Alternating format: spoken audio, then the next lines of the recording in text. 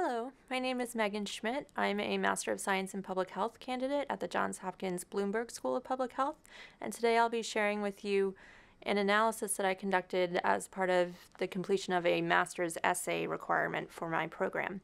So I'll be speaking with you about the social environment and sexual risk behavior among female adolescents in Baltimore and Johannesburg.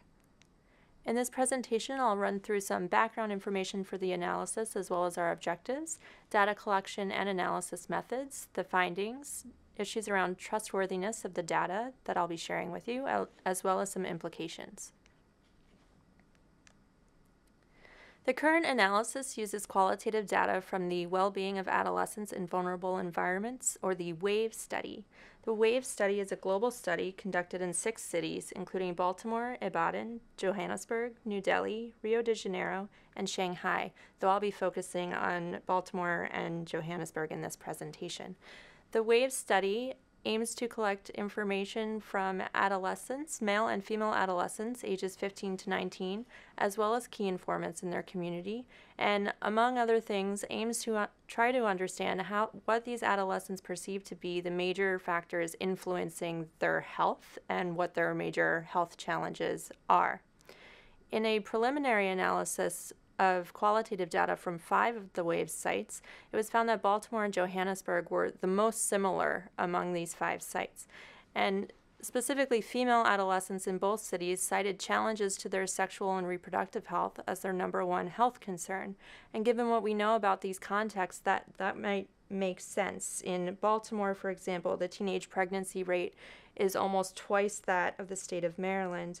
And in South Africa, the province that includes Johannesburg, among grade school girls, grades 8 through 12, more than half of these girls have had 1 or more sexual partners within the past 3 months. These two adolescents in these 2 cities also frequently noted a strained social environment and that might be related to their health. And so in the analysis I'll share with you today, we wanted to explore these 2 components, sexual and reproductive health and the strained social environment, and explore these in more detail in these 2 cities and also compare the 2 cities to each other. We also know that there is a research literature around the high prevalence of sexual risk behaviors in low-income urban residents, and this is found in both developed and developing countries. However, much of this research doesn't go on to explain what the pathway is between being a low-income urban resident and having higher prevalence of sexual risk behaviors. This association is shown, but the pathway through this association manifests itself isn't necessarily explained, and so we were curious to see if we might gain some further information about that with this analysis. So the objectives of the analysis that I'll share with you were to examine both the social context in which sexual risk behaviors occur among female adolescents ages 15 to 19 years, and also to compare the findings between Baltimore and Johannesburg. So the data used for this analysis. In each of the WAVE city sites, the site-specific research team selected one specific community within each city in which to base the study. So in Baltimore, the site chosen was East Baltimore, which has a high prevalence of low-income residents.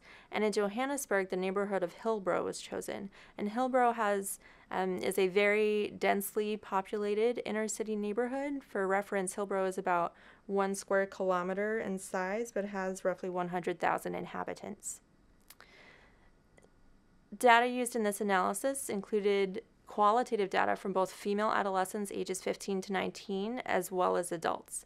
For female adolescents, several data collection methods were used. This included in-depth interviews, focus groups and community mapping exercise, as well as photo voice discussions. And in the photo voice discussions, some of the adolescents were actually trained in photography and allowed to take pictures of what they felt represented health within their community and then discuss possible captions for those pictures as well as their implications for health. And transcripts from the Johannesburg photo voice sessions were not available at the time of this analysis. Then there was also data from key informants in both of these cities, and these were adults who are identified by their community as working with adolescents or being very knowledgeable of adolescent and adolescent health issues in these communities. Qualitative data from the WAVE sites was transcribed and coded in Atlas TI.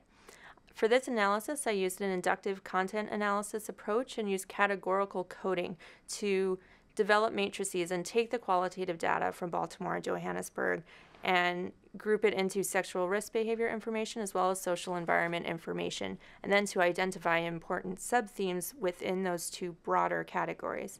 And I'll be sharing the findings from these categories and the important sub-themes now. So we'll start with findings regarding sexual risk behavior.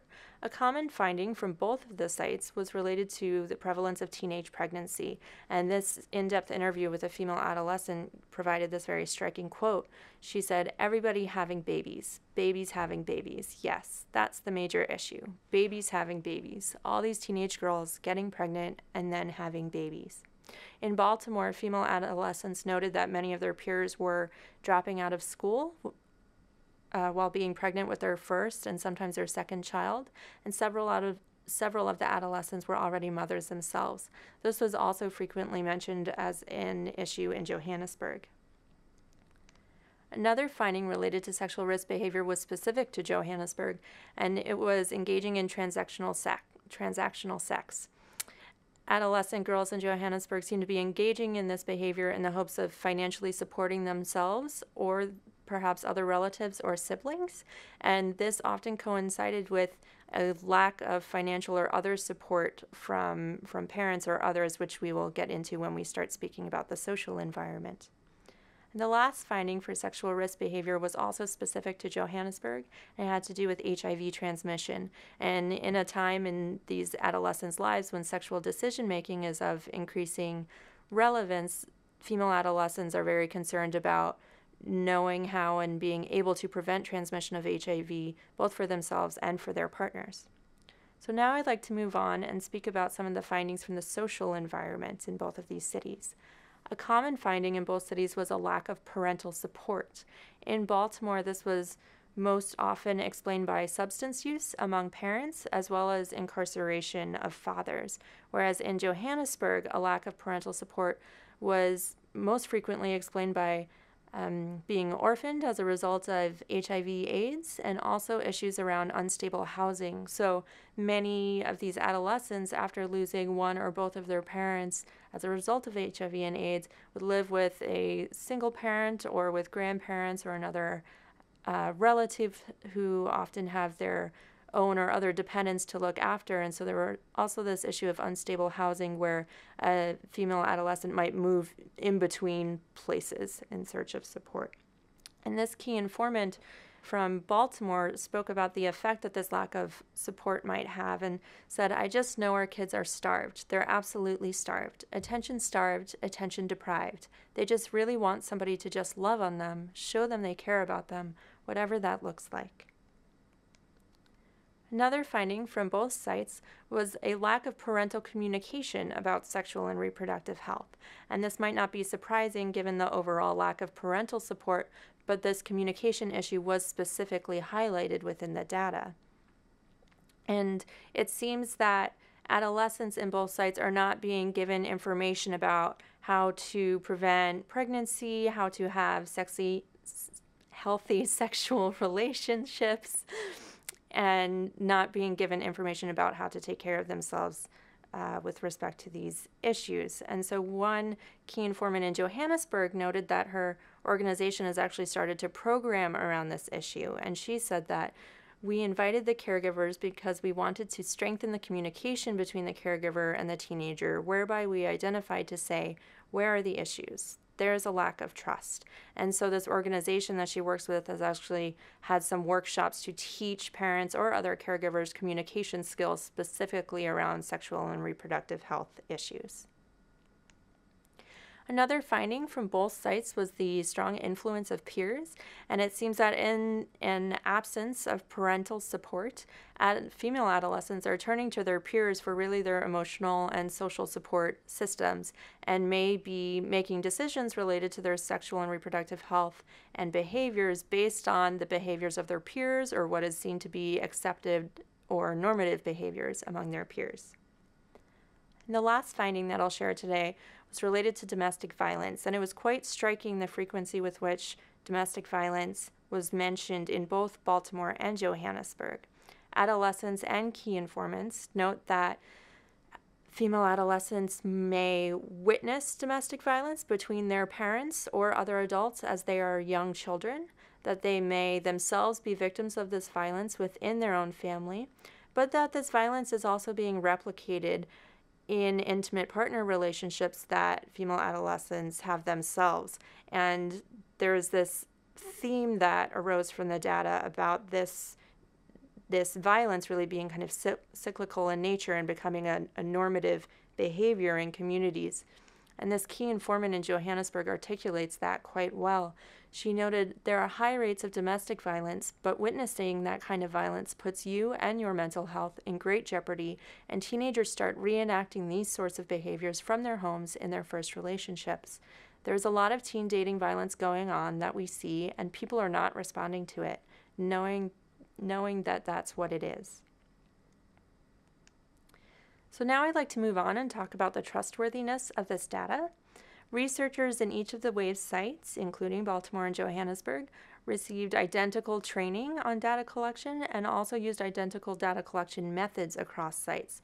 This helps to reduce bias and also to improve comparability of the finding across sites.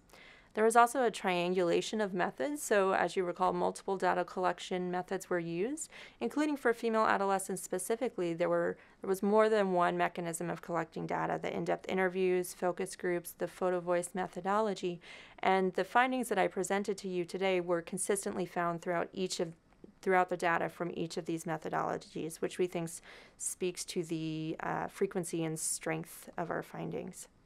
Then there is just a note about generalizability. This is a qualitative study, and also, as I mentioned before, the data was collected from specific communities within each site, so East Baltimore and Hillsborough, and so therefore generalizability of the findings to other similar communities might be problematic.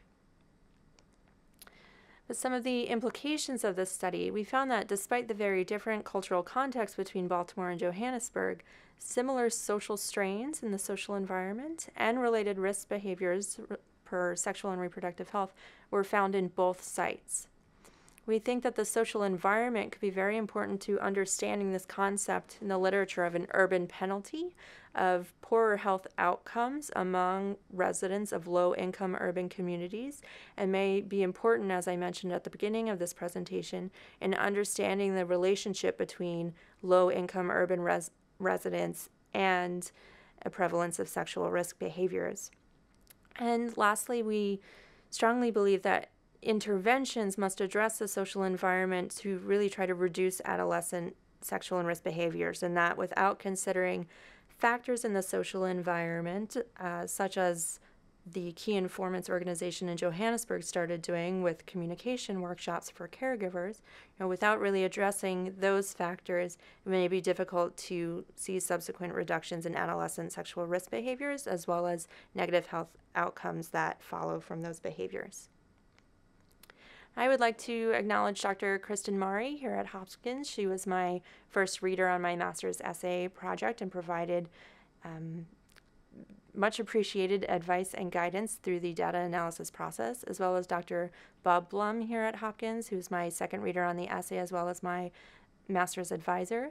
And then a thank you to the WAVE team in Johannesburg who are providing useful comments on this analysis as we prepare it for publication. And then, of course, an acknowledgement to AstraZeneca, funders of the Youth Health Program, and the partnership with Johns Hopkins Bloomberg School of Public Health, as well as PLAN. Thank you very much.